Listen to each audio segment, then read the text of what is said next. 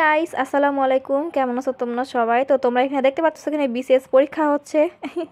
মজা করতেছি, আসলে না দেখতে তাই মনে হচ্ছে, বাট অ্যাকচুয়ালি ছিল আমাদের ভূগোলের প্র্যাকটিক্যালের এক্সাম। আমাদের এক্সাম শেষ, তাই বাইরে দাঁড়ায় আছি।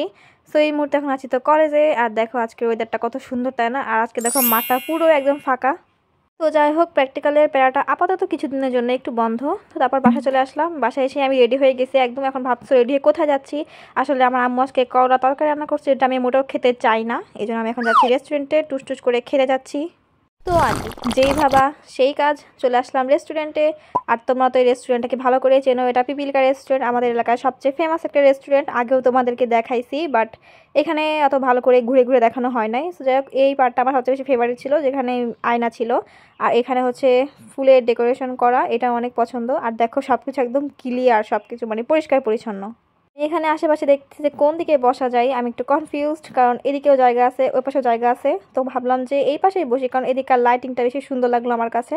সো এখন যেহেতু সকাল, সেক্ষেত্রে লাইটিংগুলো এখন বন্ধ করা, বাট সন্ধ্যার পরে কিন্তু এই লাইটিংগুলো জ্বালানো হয়, তখন দেখতে আরও অনেক সুন্দর লাগে। যাই হোক, সন্ধ্যার পরে যদি কখনো আসি তখন তোমাদেরকে দেখাবো অবশ্যই। তো এখন কথা কম বলি, এখন তাড়াতাড়ি খেয়ে নিই, প্রচণ্ড ক্ষুধা লাগছে, যেহেতু বাসায় আমি কিছুই খাই নাই।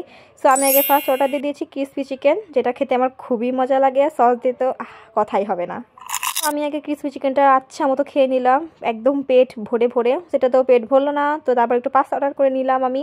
সো পাস্তাটা আমি ভালো খেতে পারি নাই, মানে এটা অনেকখানি ছিল, তো আমি ভালো খেতে পারি নাই, তো বাসায় পার্সেল নিয়ে গেছিলাম। তারপর মনে করলাম একটা মোজো খাই, তারপরে তো মোজো অর্ডার করে খেয়ে নিলাম। তো খাওয়ান দাওয়ান করে বাসায় চলে আসলাম। বাসায় এসে একটু রেস্ট নিয়ে বিকালের দিকে আমি আবার বের হয়ে পড়ছি রেডি হয়ে। এখন যাচ্ছি, কিছু দরকারি জিনিস কিনা লাগবে আমার, পেন্সিল, তারপর A4 সাইজের পেজ, তারপর একটু পিঠা খাইতে ইচ্ছা করলো, মনে করলাম চলেই আসি। তো আমার দরকারি জিনিসপত্র কেনা শেষ, তখন দেখি এই পিচ্চি দুইটা, এই দুইটা আমাকে চিনে, তো বললো আপু চলো একটু হেঁটে আসি। তো ওদের সাথে আমিও একটু সত্যি সত্যি হাঁটতেছিলাম। আর ওদেরকে চকলেট কিনে দিছি, আমিও খাচ্ছি চকলেট ওদের থেকে একটু নিয়ে, হি হি। এই পিচ্চি বাবুটা যা কিউট ছিল, ওই দুটাই কিন্তু অনেক কিউট দেখতে, মাশাল্লাহ। আর এখানে দেখো আমরা 3 ভাইপো হাঁটতেছি, আর এই পিচ্চি দুটো দেখো কি হ্যাপি, তাই না? ওই ছোটটা বেশি খুশি, দেখো দাঁত বন্ধ হচ্ছে না, একদম আমার মতো। তো আমরা এই রাস্তা দিয়ে এখন হাঁটতেছি। এই ওয়েদারে কিন্তু হাঁটতে বেশ ভালোই লাগে আমার। আর বিকালের দিকে তো তেমন বের হয় না, আগের দিনও বের হয়েছিলাম, বাট মজা হয়েছিল, বান্ধবীর সাথে হাঁটছিলাম।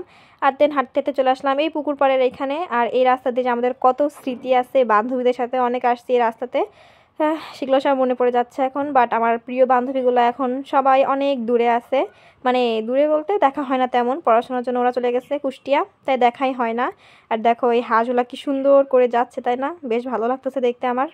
তো তারপর আরেকটু হাঁটাহাঁটি করে ওই বাবুদেরকে আমি বাই বাই বলে দিলাম। আর বাই বাই বলে তারপর একটু পিঠা কিনে তারপর চলে আসলাম বাসায়। বাসায় এসে খাচ্ছি এখন পিঠা। শীতকালে পিঠা খাবো না, এটা তো হতেই পারে না, আমি তো প্রতিদিনই পিঠা খাই। আর পিঠা খেতে আমার খুবই ভালো লাগে। তোমাদের কার কার ভালো লাগে অবশ্যই বলবো আমাকে। যাই হোক, আমি খেতে থাকি পিঠা, তোমরা আজকের মতো এটুকুই থাকো, ঠিক আছে? সবাই ভালো থাকবো, সুস্থ থাকবা। আজকের মতো এটুকুই ছিল, সবাইকে আল্লাহ হাফেজ, বাই বাই। তুই হ্যান্ডশেক। চলো আবার হাঁটি।